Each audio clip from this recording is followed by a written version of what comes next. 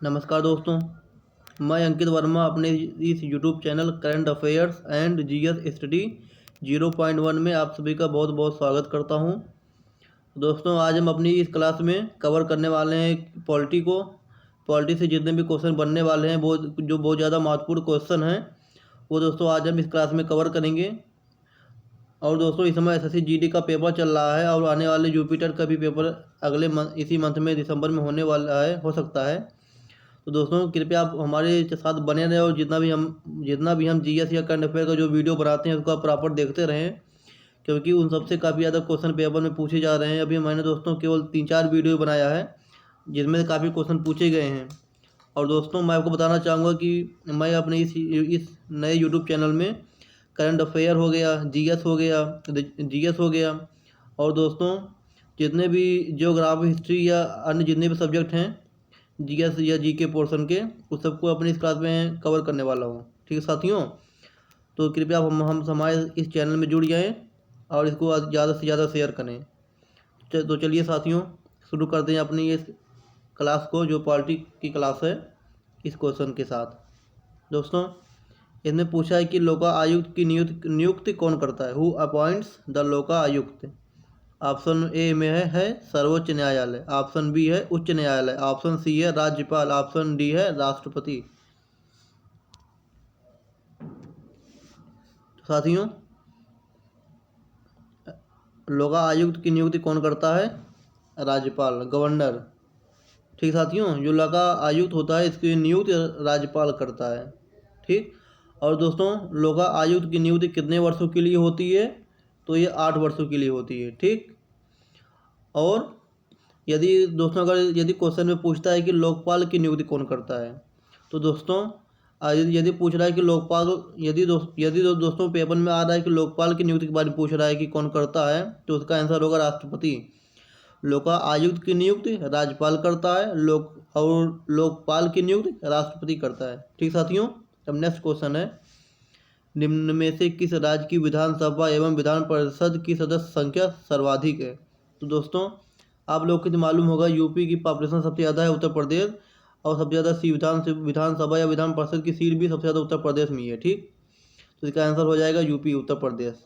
अब next question है साथियों कि निम्नलिखित में से कौन सा न्याय संविधान द्वारा प्रदत्त नहीं है? मीन्स कौन सा न्याय संविधान है जो संविधान द्वारा दिया नहीं गया है? ठीक। तो ऑप्शन ए है सामाजिक न्याय, ऑप्शन बी है आर्थिक न्याय, ऑप्शन सी है राजनैतिक न्याय, ऑप्शन डी है नैतिक न्याय। दोस्तों, इसमें जो सामाजिक न्याय, आर्थिक न्याय, राजनैतिक न्याय है, ये तीनों न्याय जो हैं संविधान द्वारा दिए गए हैं। और जो हमारा ये है नैतिक न्याय, दोस्तों मोरल जस्टिस, नैतिक जो न्याय है ये संविधान द्वारा नहीं दिया गया है। ठीक साथियों, अब हम चलते हैं नेक्स्ट क्वेश्चन। किस संविधान को मिनी संविधान भी कहा जाता है? किस संविधान को मिनी संविधान कहा जाता है? ठीक। तो इसका आंसर क्या होगा? 42वां। यहाँ दोस्तों जो 42वां संविधान है इसको मिनी संविधान कहा जाता है। ठीक। और दोस्तों जो ये 44वां संविधान है, इसमें क्या है, 44वें संविधान में जो संपत्ति का अधिकार था इसको मूल अधिकार से हटा दिया गया था। ठीक। 42वें संविधान को मिनी संविधान कहा जाता है और जो 44वां संविधान है, इस 44वें संविधान संशोधन में संपत्ति के अधिकार को हटा दिया गया था। ठीक। अब आइए नेक्स्ट, भारतीय संविधान की प्रस्तावना में क्या निहित नहीं है? दोस्तों, ये तो आप सबको मालूम ही होगा कि जो भारतीय संविधान की प्रस्तावना है उसमें लोकतंत्र को बताया गया है, गणराज्य दिया गया है और पंथ निरपेक्ष सेकुलर दिया गया है। ठीक। और दोस्तों ये सिक्योरिटी है, सुरक्षा को भारतीय संविधान की प्रस्तावना में नहीं बताया गया। ठीक। तो इसका आंसर हो जाएगा सुरक्षा, सिक्योरिटी। नेक्स्ट है, अब संविधान के किस अनुच्छेद के अंतर्गत संसद किसी नए राज्य की संरचना कर सकती है? संविधान के किस अनुच्छेद के अंतर्गत संसद किसी नए राज्य की संरचना कर सकती है? तो इसका राइट आंसर क्या होगा दोस्तों? आर्टिकल 3 के तहत। ठीक। आर्टिकल 3 के तहत जो संसद है वो किसी भी नए राज्य की संरचना कर सकती है। ठीक। और दोस्तों जो आर्टिकल हमारा 5 दिया गया। आर्टिकल 5 में क्या है? आर्टिकल 5 में 5 से 11 तो जो है दोस्तों नागरिकता के बारे में बताया गया है। आर्टिकल 5 से 11 नागरिकता का अधिकार है। ठीक, नागरिकता का अधिकार आर्टिकल 5 से 12 तक बताया गया। और आर्टिकल 3 में, और दोस्तों आर्टिकल 3 में किसी संसद किसी नए राज्य की संरचना कर सकती है। ठीक, अब नेक्स्ट आते हैं। निम्नलिखित में से कौन भारत में संप्रभु है? दोस्तों ये भी काफ़ी इजी क्वेश्चन है। निम्नलिखित में से कौन भारत में संप्रभु है? ऑप्शन ए है राष्ट्रपति, ऑप्शन बी है पीएम, ऑप्शन सी है उच्चतम न्यायालय, ऑप्शन डी है जनता। तो दोस्तों जनता, पब्लिक जो है, पब्लिक जनता भारत में संप्रभु है। ठीक, अब नेक्स्ट क्वेश्चन है। भारत में न्यायिक सक्रियता का सिद्धांत कब प्रचलित हुआ? भारत में न्यायिक सक्रियता का सिद्धांत कब प्रचलित हुआ? तो दोस्तों इसका जो राइट आंसर होगा क्या होगा? 1960। न्यायिक सक्रियता का सिद्धांत 1960 में प्रचलित हुआ। ठीक, नेक्स्ट है। भारत के नियंत्रक और महालेखा परीक्षक की रिपोर्ट की समीक्षा करने वाले संसदीय समिति है। दोस्तों इसमें पूछा है कि भारत के जो नियंत्रक और महालेखा परीक्षक होते हैं, इसकी ये जो रिपोर्ट प्रस्तुत करते हैं या समीक्षा करते हैं, ये कौन सी समिति करती है? मीन्स भारत के नियंत्रक और महालेखा परीक्षक की रिपोर्ट जो है, इसकी समीक्षा कौन करता है? तो दोस्तों ऑप्शन में क्या दिया है? पहला है परवर समिति, दूसरा है प्राक्कलन समिति, तीसरा है लोक लेखा समिति, चौथा है उपरोक्त सभी। तो दोस्तों जो लोक लेखा समिति है, ऑप्शन सी, यही दोस्तों रिपोर्ट की महालेखा मतलब भारत के नियंत्रक और महालेखा परीक्षक की रिपोर्ट की समीक्षा करती है। ठीक, यह दोस्तों संसदीय समिति। और दोस्तों इसके बारे में मैं और बताना चाहूँगा आपको कि इस लोक लेखा समिति का जो अध्यक्ष होता है यह हमेशा विपक्ष पार्टी का होता है। ठीक, यह हमेशा विपक्ष पार्टी का होता है। ठीक दोस्तों, और इसके बारे में मैं आपको एक बात और बताना चाहता हूँ। एक मिनट, ये चला गया, एक मिनट। इसमें क्या था? लोक लेखा जो समिति है ये संसदीय समिति है, यही महालेखा परीक्षक की नियुक्त करती है। ठीक, एंड और दोस्तों जो ये लोक लेखा समिति होती है, इसमें कुल कितने सदस्य होते हैं? तो मैं आपको बताना चाहूँगा। लोक लेखा समिति में जो 22 सदस्य होते हैं, ये इसमें कुल 22 सदस्य होते हैं लोक लेखा समिति में। और इसमें से साथियों जो 15 सदस्य होते हैं ये लोकसभा के होते हैं। बाकी जो 7 सदस्य हैं ये राज्यसभा के होते हैं। ठीक, तो दोस्तों लोक लेखा समिति इसकी समीक्षा करता है संसदीय समिति, और इसकी संख्या 22 होती है। इस 22 में जो 15 होते हैं ये लोकसभा के होते हैं, जो 7 सदस्य होते हैं ये राज्यसभा के होते हैं। ठीक, अब नेक्स्ट क्वेश्चन। भारत में सर्वप्रथम अनुच्छेद 352 के तहत राष्ट्रीय आपात की घोषणा कब की गई? राष्ट्रीय आपात की घोषणा कब की गई? अनुच्छेद 352 के तहत राष्ट्रीय आपात की घोषणा कब की गई? ऑप्शन है 1962। 1962 में राष्ट्रीय आपात की घोषणा की गई थी। ठीक, नेक्स्ट है।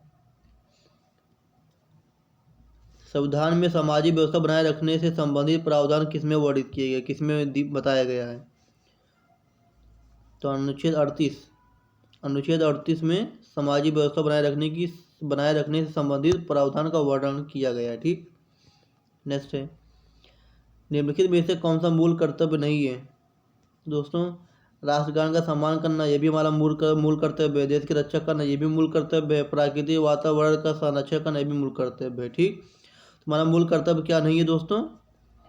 तो राष्ट्रगान जो है, राष्ट्रगान को गाना ये हमारा मूल कर्तव्य नहीं है। हमारे ऊपर हम गाते हैं या नहीं गाते हैं, बाकी जो तीनों हैं हमारे ये मूल कर्तव्य हैं। राष्ट्रगान हमारा मूल कर्तव्य नहीं है। ठीक साथियों, नेक्स्ट है। राष्ट्रपति पद की अधिकतम सीमा क्या है? ऑप्शन ए है 35 साल, ऑप्शन बी 60 साल, ऑप्शन सी 65 साल, ऑप्शन डी इनमें से कोई नहीं। तो जैसा कि दोस्तों मैं आपको बताना चाहूँगा कि जो राष्ट्रपति की नियुक्ति होती है इसकी जो अधिकतम आयु सीमा है वह दोस्तों निर्धारित नहीं की गई है। ठीक, लेकिन इसकी जो मिनिमम एज है, मतलब राष्ट्रपति पद को प्राप्त करने की एज ये बताया गया है, वो दोस्तों कितना है, 35 है। ठीक, 35 जो है राष्ट्रपति पद को प्राप्त करने की आयु है। और इसकी जो दोस्तों अधिकतम आयु बताई गई है वो निर्धारित नहीं है। ठीक, तो इनमें से कोई नहीं होगा। क्या होगा, इनमें से कोई नहीं होगा। ठीक,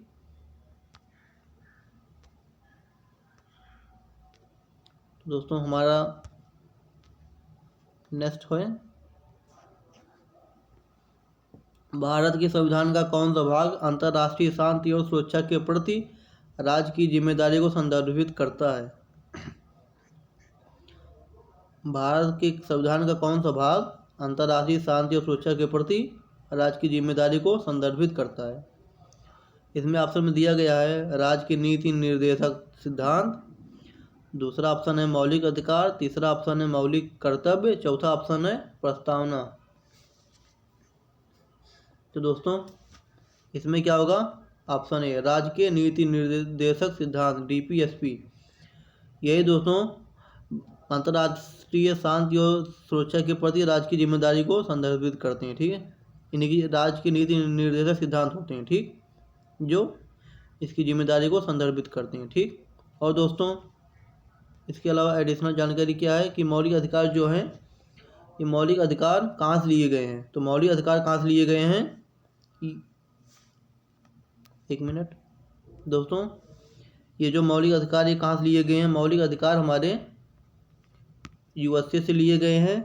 ठीक साथियों, मौलिक अधिकार USA से लिए गया है। ठीक, और जो मौलिक कर्तव्य ये कहाँ से लिया गया है, मौलिक कर्तव्य हमारा USSR से लिया गया। ठीक, मौलिक कर्तव्य USSR से लिया गया है और मौलिक अधिकार USA से। ठीक, और दोस्तों जो राज्य का नीति निर्देशक तत्व है ये कहाँ से लिया गया है, तो राज्य का नीति निर्देशक तत्व ये कहाँ से लिया गया है, आयरलैंड से। ठीक, कहाँ से है, आयरलैंड से। ठीक, और दोस्तों ये किसमें वर्णन इसमें इसका दोस्तों वर्णन संविधान में कहाँ से कहाँ तक किया गया, तो ये आर्टिकल 36 से आर्टिकल 51 तक के बीच में राज्य के नीति निर्देशक तत्वों का वर्णन किया गया है। ठीक, अब नेक्स्ट क्वेश्चन क्या है, संसद में एक धन विधेयक की सिफारिश संसद में एक धन विधेयक की सिफारिश के साथ पेश किया जा सकता है।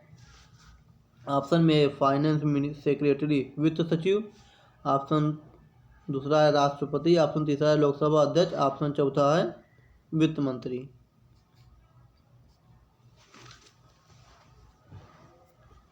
दोस्तों संसद में जो धन विधेयक होता है ये राष्ट्रपति द्वारा पेश किया जाता है। ठीक, किसके द्वारा पेश किया जाता है, राष्ट्रपति के द्वारा। ठीक, और दोस्तों इसका वर्णन किसमें किया गया है, तो अनुच्छेद 110 में इसका वर्णन किया, इसके बारे में बताया गया है। ठीक, और दोस्तों यदि हमें पूछता है कि इसके लिए कौन सा बहुमत चाहिए, विशेष बहुमत दो होते हैं, एक होता है विशेष बहुमत, एक होता है साधारण बहुमत। तो दोस्तों इसको पेश करने के लिए हमें साधारण बहुमत की आवश्यकता होती है। किसकी, साधारण बहुमत की आवश्यकता होती है। ठीक साथियों, नेक्स्ट क्वेश्चन है, संसद के सदस्य को अयोग्य ठहराने के विवाद पर निर्णय लेने के लिए कौन अधिकृत है। ऑप्शन में दिया गया संसद द्वारा स्थापित एक समिति, ऑप्शन सेकंड है लोकसभा अध्यक्ष, ऑप्शन थर्ड है राष्ट्रपति, ऑप्शन फोर्थ है चुनाव आयुक्त।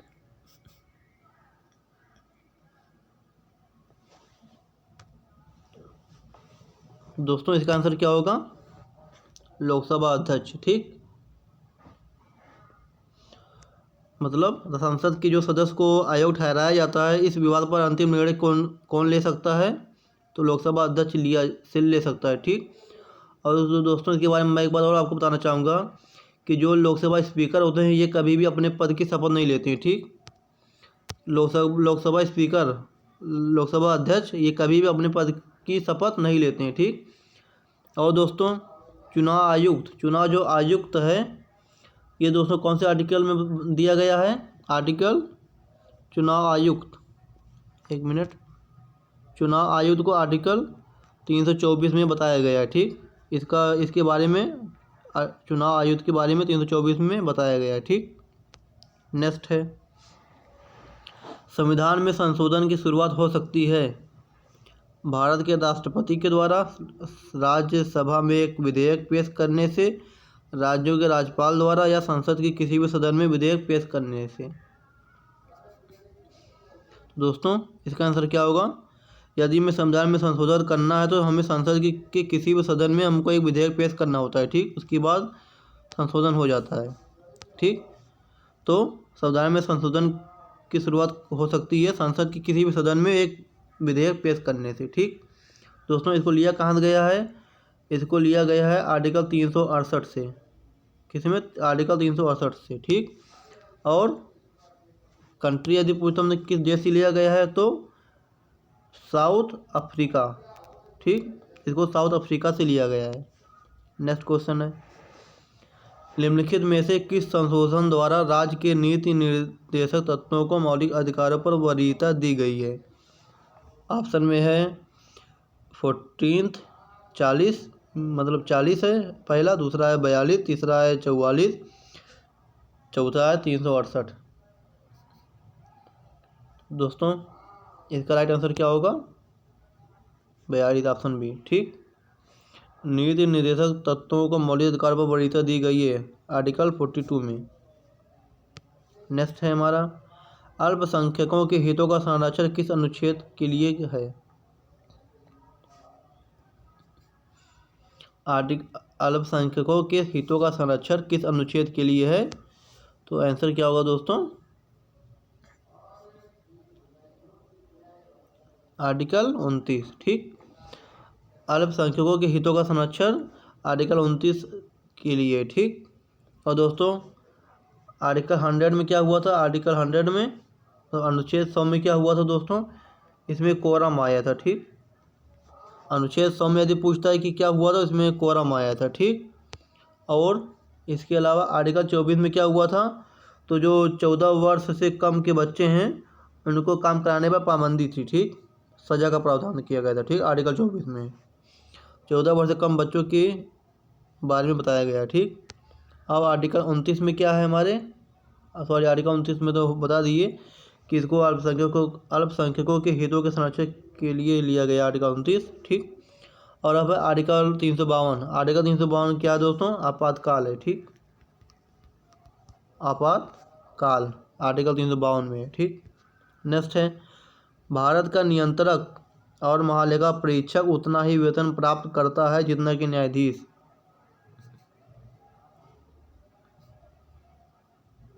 तो दोस्तों इनका आंसर क्या होगा?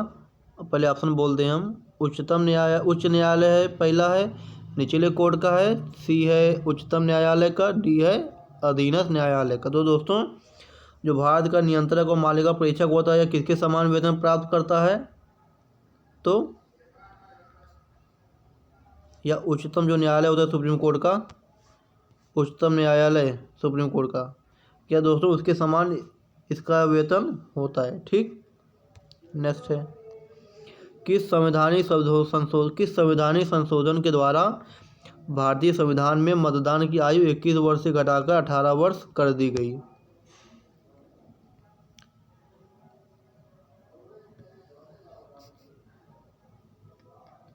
तो दोस्तों इसका आंसर क्या होगा? संशोधन 61वां संशोधन, 61वां संशोधन, ठीक। 61वां मतलब जो ये 61 जो संशोधन हुआ था 61वां, इसमें जो है मतदान की जो आयु थी 21 वर्ष से घटाकर 18 वर्ष कर दी गई। ये दोस्तों इंपॉर्टेंट क्वेश्चन है, इस पर आप ध्यान दीजिएगा, ठीक। और दोस्तों इसे किया कब गया था? इसको दोस्तों राजीव गांधी सरकार में किया गया था 1988 में, ठीक। कब हुआ था? 1988 में, ठीक। नेक्स्ट है, कंज्यूमर प्रोटेक्शन एक्ट किस वर्ष लागू हुआ? कंज्यूमर प्रोटेक्शन एक्ट किस वर्ष लागू हुआ? तो दोस्तों ये कब हुआ था? 1986 में, ठीक। 1986 में कंज्यूमर प्रोटेक्शन एक्ट लागू हुआ था, ठीक। और इसमें एक बात और जान लीजिएगा, जो 1985 दिया गया 1985 में कब हुआ था? 1985 में जो सार्क को आप जानते होंगे, सार्क का गठन किया गया था, ठीक। 1985 में सार्क का गठन हुआ था, ठीक। नेक्स्ट क्वेश्चन है, भारत में सर्वप्रथम अनुच्छेद 352 के तहत राष्ट्रीय आपात की घोषणा कब की गई? 352 के तहत आपातकाल की घोषणा कब की गई थी? तो दोस्तों कब की गई थी? 1962 में राष्ट्रीय आपातकाल की घोषणा की गई। ठीक। और दोस्तों माली पूछता है कि 1965 में क्या हुआ था? दोस्तों 1965 में FCI का गठन हुआ था। ठीक। 1965 में FCI का गठन हुआ था। ठीक दोस्तों। अब नेक्स्ट क्वेश्चन है, राष्ट्रीय संकट के समय संसद को लोकसभा का कार्यकाल वृद्धि करने का अधिकार एक बार में कितने वर्ष की वृद्धि की जा सकती है? जो लोकसभा कार्यकाल होता है इसको कितना बढ़ाया जा सकता है दोस्तों? तो इसका आंसर क्या होगा? 1 साल की। ठीक, मतलब कि जो कार्यकाल होता है इसको अधिकतम 1 साल के लिए ही बढ़ाया जा सकता है। ठीक, इससे ज़्यादा नहीं होता। नेक्स्ट है, शून्यकाल की अधिकतम अवधि क्या है? शून्यकाल की अधिकतम अवधि क्या है? तो इसकी अधिकतम अवधि है एक घंटा। ठीक, 12 से 1 बजे के बीच में होता है शून्यकाल। शून्यकाल कब होता है? ये 12 से 1 बजे के बीच में होता है, या इसकी अधिकतम अवधि 1 घंटा है। ठीक, किसी भी राजनैतिक दल के राष्ट्रीय दल के रूप में मान्यता प्राप्ति के लिए कुल वैध मतों का 4% मत प्राप्त होना चाहिए।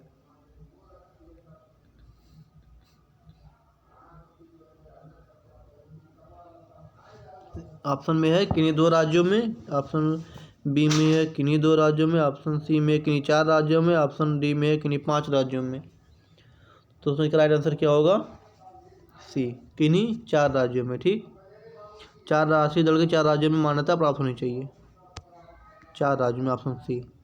ठीक, नेक्स्ट है, आते हैं नेक्स्ट पर हम देखते हैं, सर्वप्रथम भारत में मोबाइल कोड किस राज्य में स्थापित किया गया?